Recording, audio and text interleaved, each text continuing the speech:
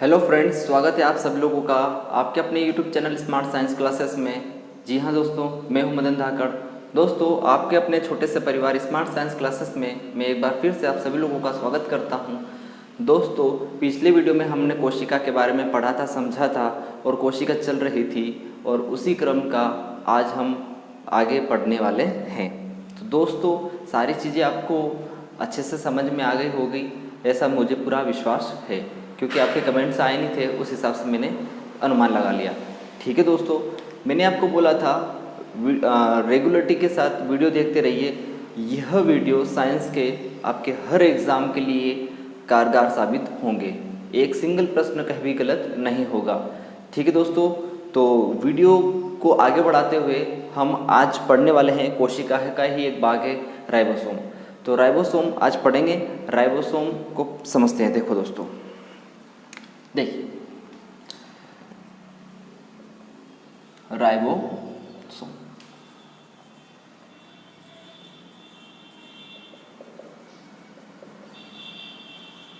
ठीक है दोस्तों, ये देखिए यहां अगर आप देखते हो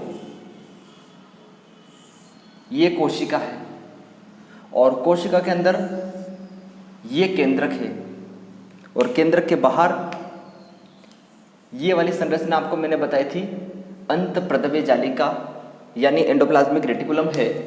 और एंडोप्लाज्मिक रेटिकुलम के ऊपर ये वाली संरचना जो हमने बनाई थी ये था आपका राइबोसोम। ठीक है दोस्तों, राइबोसोम की खोज की बात कर लेंगे। सबसे पहली बात करेंगे हम खोज की, डिस्कवरी। इसकी खोज का श्रेय दो वैज्ञानिकों को जाता है।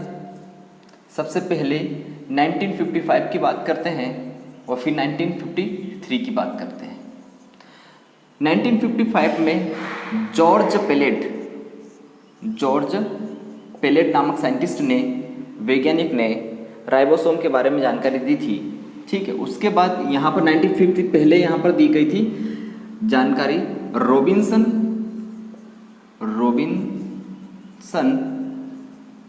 तथा ब्राउन के द्वारा यहाँ जानकारी दी गई थी।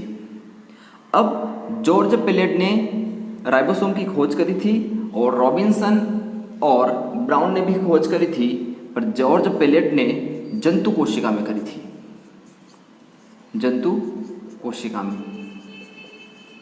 जंतुओं के अंदर जब खोज की श्रेय जाती है, ठीक है, तो वो आप नाम लेंगे जॉर्ज पेलेट।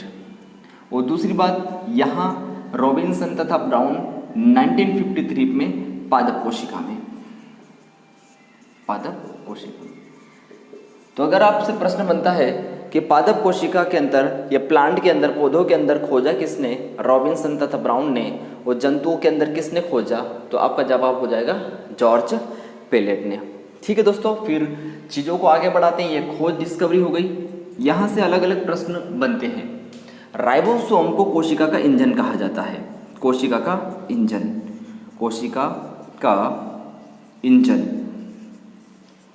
क्या बोलते हैं? राइबोसोम को कहा जाता है कोशिका का इंजन, क्योंकि इंजन चलाने के लिए हमें ईंधन की आवश्यकता होती है और यहाँ पर ईंधन के रूप में हमें प्रोटीन की आवश्यकता होती है, और प्रोटीन जहाँ से बनता है उसका नाम है राइबोसोम। इसी वजह से राइबोसोम को कोशिका की प्रोटीन की फैक्ट्री कहा जाता है। ठीक है, राइबोसोम को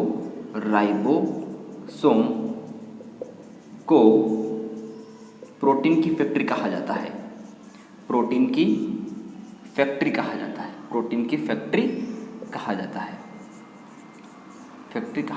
और फैक्ट्री उसे ही कहते हैं ना जहाँ पर प्रोडक्ट बनता है, फैक्ट्री हो गई। प्रोटीन का निर्माण कहाँ होता है? राइबोसोम द्वारा होता है। तो राइबोसोम को प्रोटीन की फैक्ट्री कहा जाता है और कोशिका का इंजन भी किसे कहते हैं? राइबोसोम को कहते हैं। अगली बात आती है दोस्तों, तो आप बता देना कि यह प्रत्येक कोशिका में पाया जाता है, चाहे प्रोकैरियोटिक कोशिका हो, यूकैरियोटिक कोशिका हो। इसका मतलब ये है, चाहे कोशिका अल्प विकसित हो चाहे पूर्ण विकसित हो, हर कोशिका में पाया जाता है। तो हम बोलेंगे कि प्रत्येक कोशिका में पाया जाता है। प्रत्येक कोशिका में प्रत्येक कोशिका में पाया जाता है, प्रत्येक कोशिका में पाया जाता है। और प्रत्येक कोशिका में पाए जाने की वजह से इसको एक नाम दे दिया गया। क्या नाम दे दिया गया? सार्वभौमिक कोशिकांग, सार्वभौमिक कोशिकांग। यहाँ से प्रश्न बनता है कि निम्न में से कोशिका के किस कोशिकांग को सार्वभौमिक कोशिकांग कहते हैं? सार्वभौमिक कोशिकांग कहते हैं, ठीक है। यूनिवर्सल ऑर्गेनल, यूनिवर्सल ऑर्गेनल या सेल ऑर्गेनल, ठीक है। तो उस परिस्थिति में आप लोगों का जवाब क्या हो जाएगा? राइबोसोम। राइबोसोम की इतनी बात को हम रिवाइज कर लेते हैं दोस्तों। उपस्थिति की बात करें तो ये है हमारी कोशिका, ये हमारा केंद्रक, और केंद्र के ऊपर ये वाली जो संरचना नली वाली है इसे हमने पढ़ा था अंतःप्रद्रव्य जालिका ER, और ER के ऊपर ही यह राइबोसोम उपस्थित होता है। राइबोसोम की खोज 1955 में जॉर्ज पेलेट के द्वारा की गई थी जंतु कोशिका के अंदर, और 1953 में रॉबिन्सन तथा ब्राउन के द्वारा की गई थी पादप कोशिका में, ठीक है। अब कुछ और प्रश्न यहाँ से बन सकते हैं राइबोसोम से। तो पहला प्रश्न निकल के आता है कि निम्न में से किस कोशिकांग को कोशिका का इंजन कहा जाता है? तो हमारा हो जाएगा राइबोसोम। दूसरा प्रश्न आता है कि प्रोटीन की फैक्ट्री किसे कहते हैं? तो हमारा उत्तर हो जाएगा राइबोसोम का। अब हर कोशिका में पाया जाता है, इस वजह से इसे कहा जाता है सार्वभौमिक कोशिकांग, ठीक है दोस्तों। चलिए इतना आप स्क्रीनशॉट लीजिए, फिर बढ़ते हैं आगे।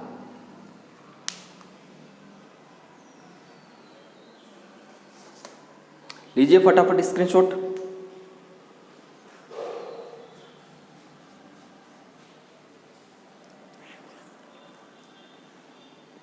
चलिए अब बढ़ते हैं आगे।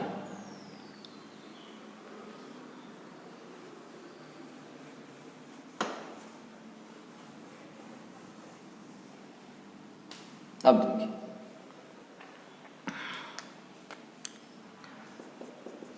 राइबोसोम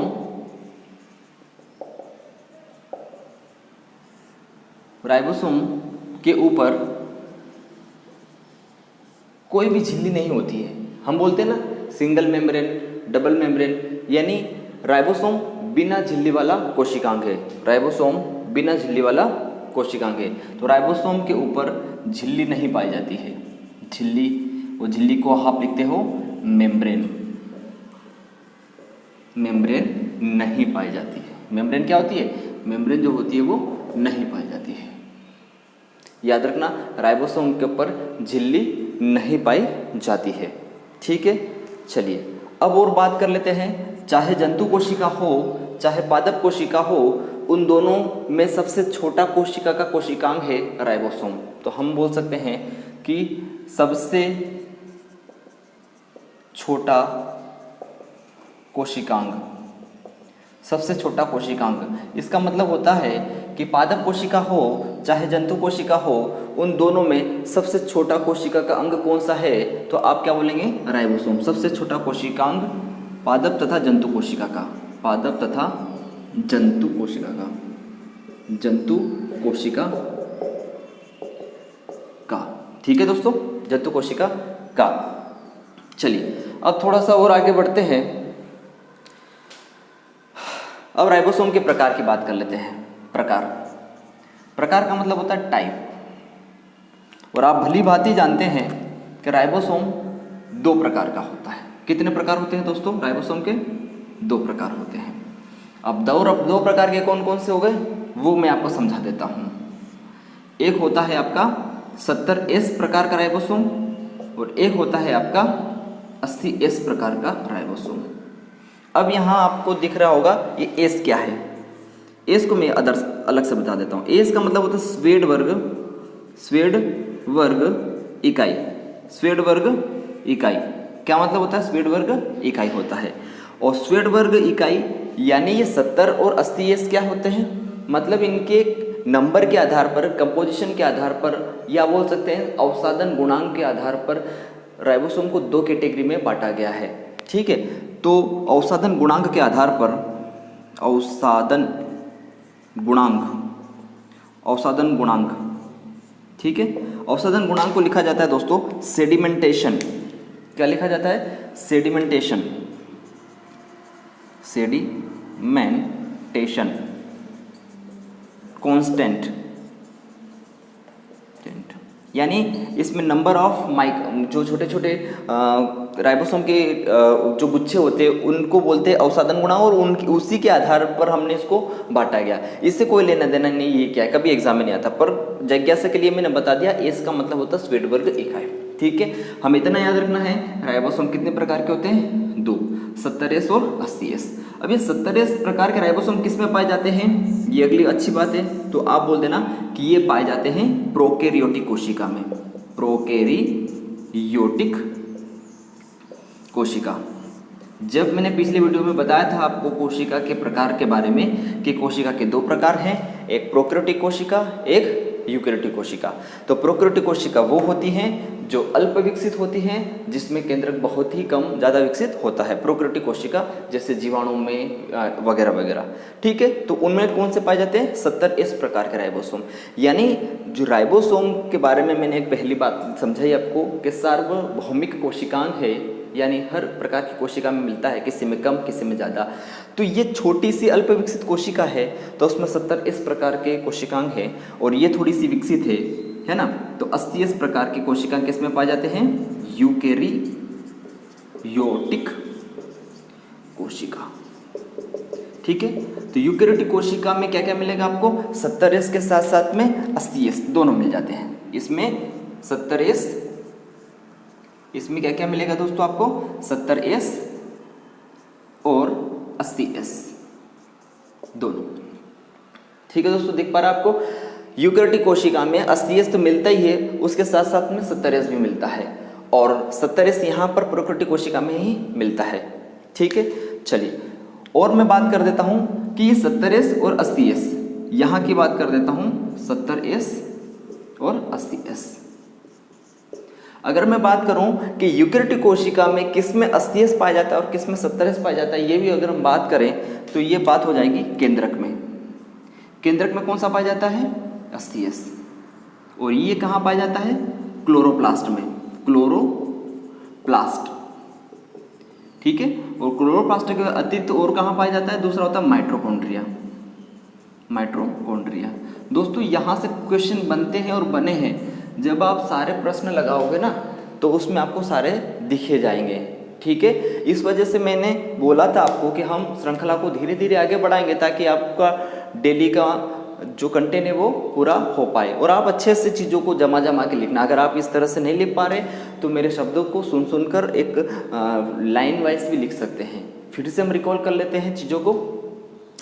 देखिए, राइबोसोम की बात करते हैं तो राइबोसोम के ऊपर झिल्ली नहीं होती, राइबोसोम के ऊपर कोई झिल्ली नहीं होती है। सबसे छोटा कोशिकांग है, चाहे जंतु कोशिका हो चाहे पादप कोशिका हो, दोनों में सबसे छोटा कोशिकांग कौन सा हो गया, राइबोसोम। प्रकार की बात करते हैं तो आप बोलेंगे 2 प्रकार का होता है सर, कौन कौन सा, छोटा और बड़ा, यानी 70S प्रकार का और 80S प्रकार का। क्या इतनी बात समझ में? चलिए, 70S प्रकार का किस में पाया जाता है, तो आप बोलेंगे सर प्रोकैरियोटिक कोशिका के जो जीव होते हैं उनमें पाया जाता है 70S प्रकार का। कुछ जीव के नाम लिख देता हूं ताकि आपको ज़्यादा अच्छा रहेगा।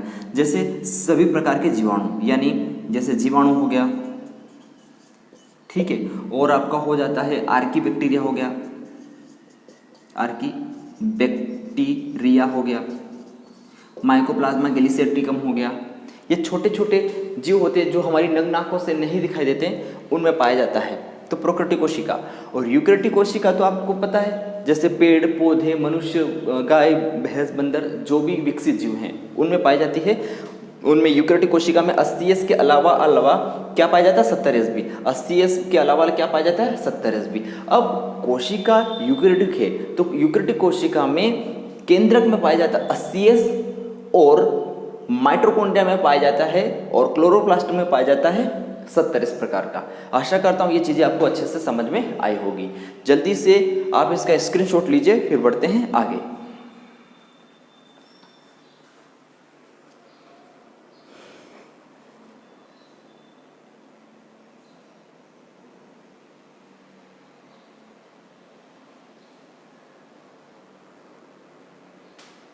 लिया स्क्रीनशॉट आपने?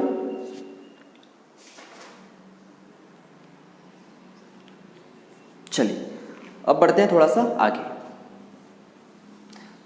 ये मुख्य बातें थी यहाँ पर जो आप अच्छे से समझ गए हैं।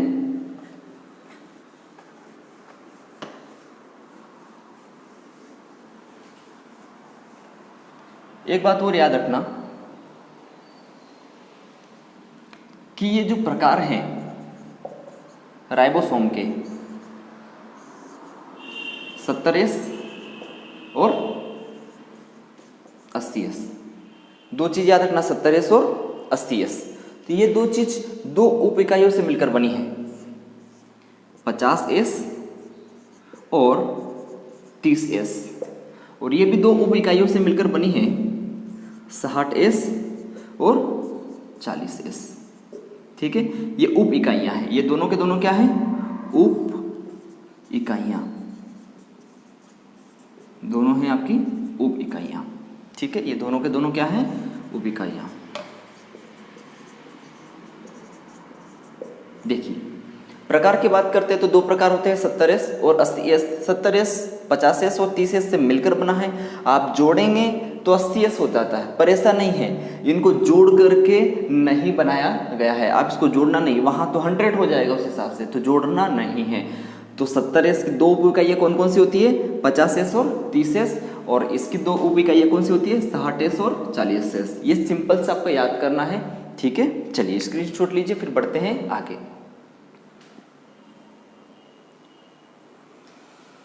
चलिए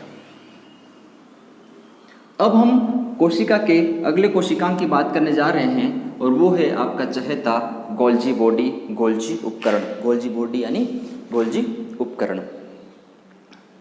ठीक है, चलिए गोल्जी बॉडी,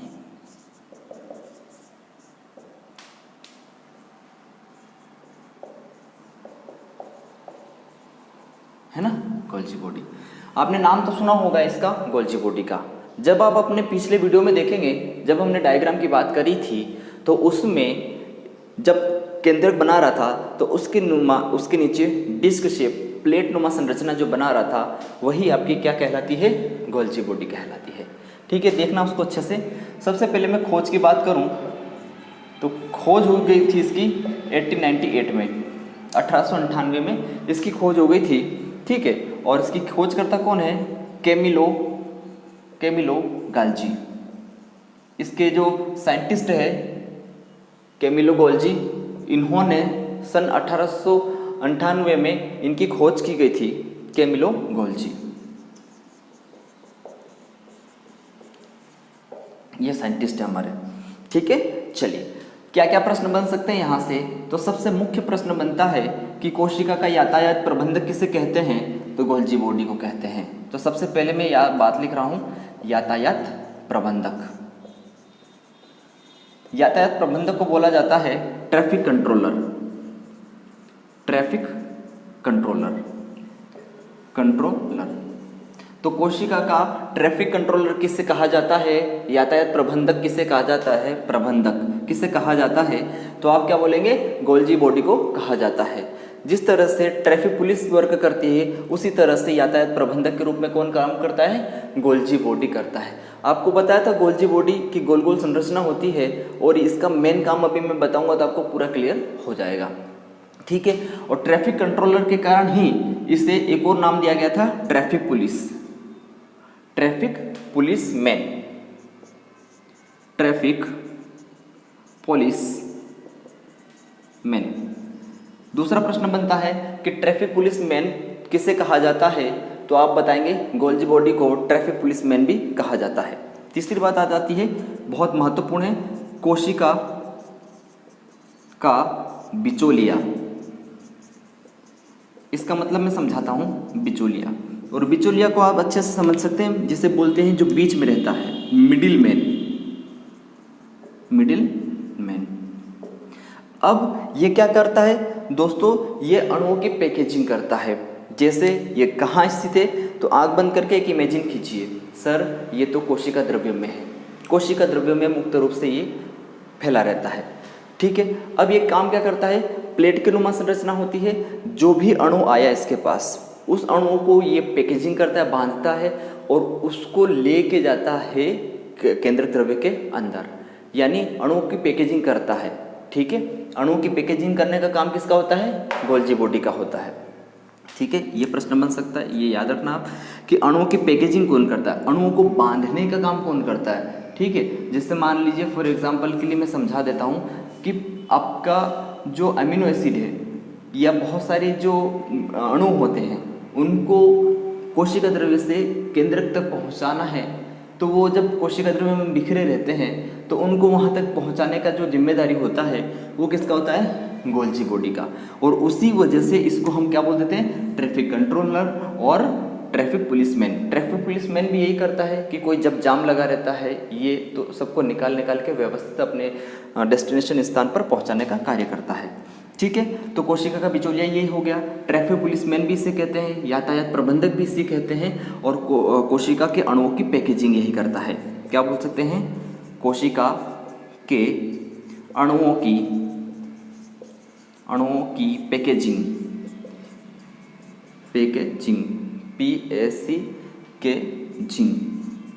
पैकेजिंग आप इसको हिंदी में लिख सकते हो पैकेजिंग। कोशिका के अणुओं की पैकेजिंग का कार्य भी कौन करता है? अपना गोल्जी बॉडी ही करता है। फिर हम बात करते हैं, आपने अंडा देखा होगा, बहुत सारे लोगों ने खाया भी होगा, बहुत सारे लोग शाकाहारी होंगे, उससे कोई लेना देना नहीं। जो अंडे का योग होता है, मान लीजिए अंडा है, अंडे के बीच में जो पीला पीला भाग होता है उसे योग कहा जाता है। तो अंडे का योग गोल्जी बॉडी के द्वारा बनाया जाता है। तो अंडे का योग किससे बनता है? गोल्जी बॉडी से बनता है। अंडे का योग गोल्जी बॉडी बनाता है, गोल्जी बॉडी द्वारा बनाया जाता है। ठीक है, अंडे का योग कौन बनाता है? गोल्जी बॉडी बनाता है। अब आपने देखा होगा शुक्राणु देखा आपने? नहीं देखा। ये देखिए, ये शुक्राणु ऐसे होता है, ये शुक्राणु का हेड होता है, ये बॉडी होती है, ये टेल होता है, ये सिर होता है, ये धड़ होता है और ये पूंछ होती है। ठीक है, अब ये जो मुंह होता है, जो सिर होता है, सिर के अंदर जो केंद्रक होता है, ठीक है, और इसके ऊपर ये जो तीखा वाला पॉइंट होता है जिसको बोलते हैं एक्रोसोम। क्या बोलते हैं? एक्रोसोम। और यही ओवम को, अंडाणु को भेदने का कार्य करता है। तो इसका निर्माण भी कौन करता है? Golgi body. तो हम क्या बोल सकते हैं? शुक्राणु या स्पर्म के एक्रोसोम का निर्माण करता है, एक्रोसोम का निर्माण करता है।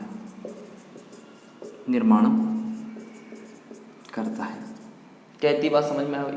आगे बात करते हैं, कुछ चीज़ें और हो जाती है, यहाँ से दिख पाएगा आपको एक और पॉइंट। ठीक है, एक और लास्ट पॉइंट ये है कि ये लाइसोसोम का निर्माण भी करता है। दिख रहा है आपको? ठीक है, लाइसोसोम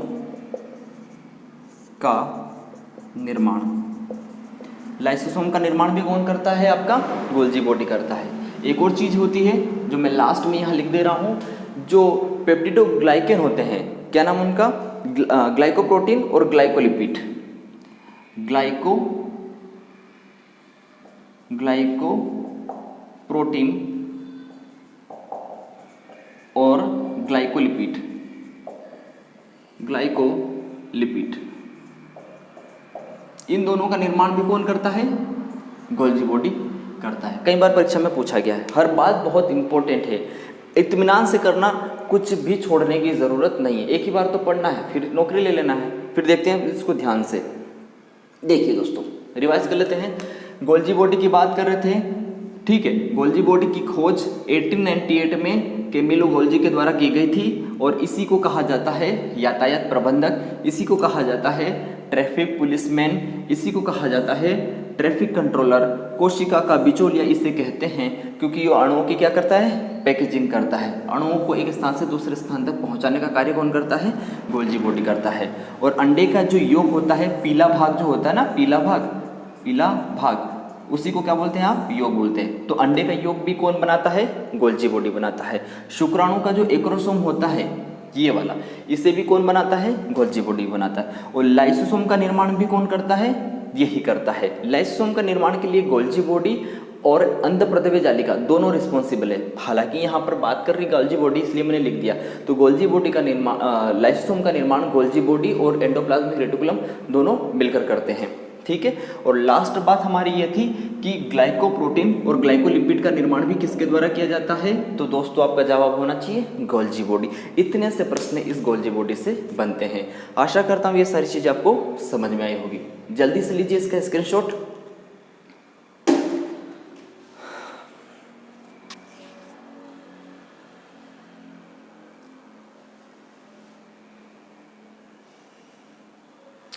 तो दोस्तों कैसा लगा आज का हमारे क्लास लेक्चर, कमेंट सेक्शन में ज़रूर आप अपनी राय दीजिए। अगर अच्छा लगा हो तो दोस्तों को ज़रूर बताएं, शेयर करिए, शेयर करने में कंजूसी नहीं करिए। फिर हम आप लेके हाजिर होंगे अगली बार आपके लिए अगला कॉन्सेप्ट, अगला वीडियो। तब तक के लिए बहुत बहुत धन्यवाद। वीडियो के अंत तक बने रहने के लिए आपका तहे दिल से शुक्रिया। जय हिंद, जय भारत।